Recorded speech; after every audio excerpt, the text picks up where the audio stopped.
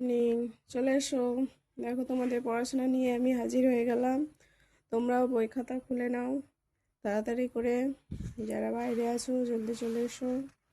আচ্ছা, দেখো, কালকে আমরা পড়েছিলাম আমাদের পরিবেশ, তৃতীয় শ্রেণীর আমাদের পরিবেশের প্রথম এই চ্যাপ্টারটা শরীরটা পড়েছিলাম, তাই তো? শরীরের প্রথম চ্যাপ্টার হচ্ছে এই যে রোজ বিকেলে নানা খেলা। এটা হয়ে গেছে আমাদের। আজকে আমরা করব ঠিকঠাক খেলা আর ঠিক মতো শোনা। এটাও শরীরেরই অংশ। দ্বিতীয় পার্ট, শরীরের দ্বিতীয় এটা পার্ট। এটা কালকে পড়েছি, এটা আমরা প্রথম পার্ট, এটা দ্বিতীয় পার্ট। তাহলে আমরা কি পড়বো? চলে এসো। তাহলে এবার শুরু করি। নিশ্চয়ই তোমরা পড়াশোনা করছো ভালো করে, আশা রাখবো।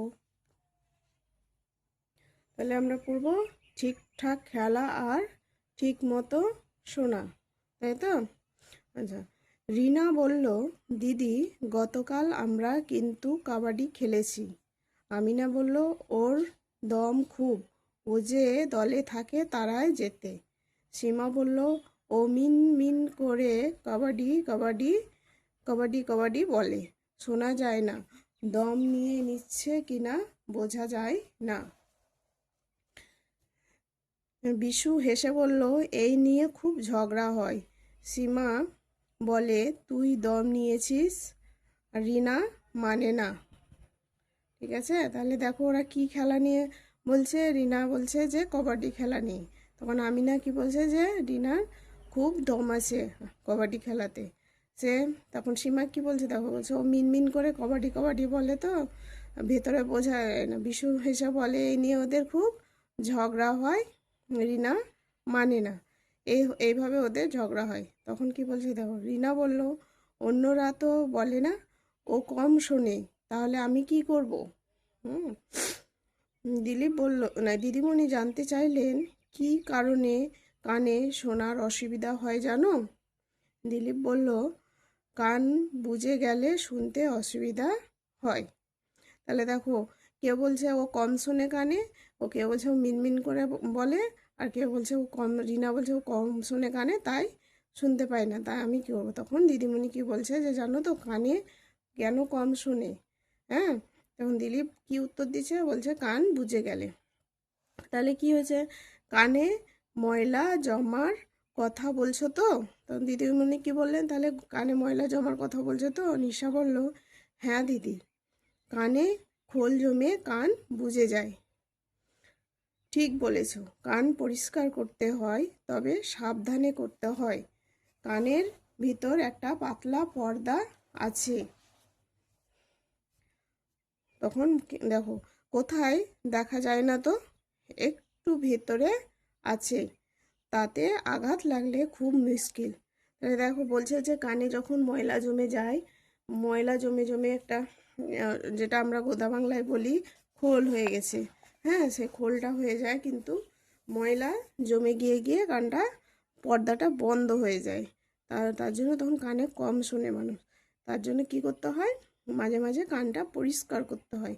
একদম খুব নরম পাতলা সফট কোনো তুলো দিয়ে বা এ দিয়ে তোমাকে পরিষ্কার করতে হবে, তবে খুব সাবধানে, কারণ পাতলা পর্দা তো লেগে যেতে পারে। তখন বলছে, পর্দা আছে কোথায়, দেখতে তো পাই না। দিলীপ বলল, আমার দাদু আমার কান পরিষ্কার করে দেয়, ভালো করেন। কানের ময়লা পরিষ্কার করায় বড়দের সাহায্য নেওয়াই ভালো। তখন বলছে, আমার কানের ময়লা আমার দাদু করে দেন। বলছে, ঠিক করে, যা কানের ময়লা পরিষ্কার করা বড়দের সাহায্য নেওয়া উচিত। তোমরাও সব নিজে নিজে যখন কানের ময়লা পরিষ্কার করবে, তোমার বাবা মা বা বাড়িতে যে বড় আছে তাদের সাহায্য নেবে, আর খুব সাবধানে কিন্তু। আচ্ছা, এবার পরের পাতায় চলো। এবার দেখো, যে আমরা ওই পাতায় কি পড়লাম ওগুলো সব নিয়ে পড়লাম। এবার কি বলছে, দলে করি বলা বলি, তারপর লিখে ফেলি। সবাই মিলে আমরা আলোচনা করি, তারপর লিখে ফেলি। কিভাবে কি করো, কি করলে কি হয়, নিচে লেখো।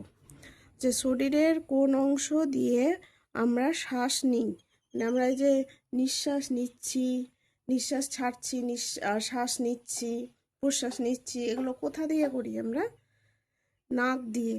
হ্যাঁ, নাক দিয়ে। এখানে লিখবে নাক দিয়ে, এখানে লিখবে যে নাক দিয়ে আমরা শ্বাস নিই। ঠিক আছে? শ্বাসনালী শরীরের কোন অংশ ফুলে ওঠে? শ্বাস শ্বাস নিলে শরীরের কোন অংশ ফুলে ওঠে? ঠিক আছে? শ্বাস মানে যখন আমরা শ্বাসটা ভিতরে নিই, হ্যাঁ, যখন এমনি শ্বাসটা টেনে মানে হাওয়াটা যখন টেনে আমরা ভিতরে ভরে দিই, তখন কোন অংশটা ফুলে ওঠে আমাদের? তখন আমাদের পেটটা ফুলে ওঠে। দেখবা যখন শ্বাস নিবে, তোমরা নিজেরা দেখো সবসময়।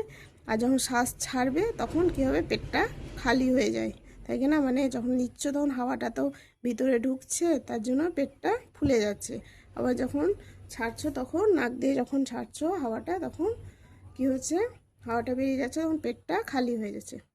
কথা বলার সময় শরীরের কোন অঙ্গ কাজ করে? কথা বলার সময় শরীরের কোন অঙ্গ কাজ করে বলো তো? যখন আমরা কথা বলি তখন শরীরের কোন অংশটা কাজ করে? মুখের ভিতরে যে জিভ আছে সেইটা। হ্যাঁ, কথা বলার সময় আমাদের মুখের ভিতরে জিভার কাজ হলো করে কথা বলার সময়। কান ছাড়া মুখের আর কোথায় কোথায় নোংরা জমে বলো তো? কান ছাড়া মুখের আর কোথায় কোথায় নোংরা জমে আমাদের? তাহলে এখানে লিখবে কান ছাড়া আমাদের কান ছাড়া মুখের আর কোথায় কোথায় নোংরা জমে। তাহলে কান ছাড়া মুখে আমাদের কোথায় কোথায় নোংরা জমে বলো তো? মুখের দাঁতে নোংরা জমে, ঠিক আছে?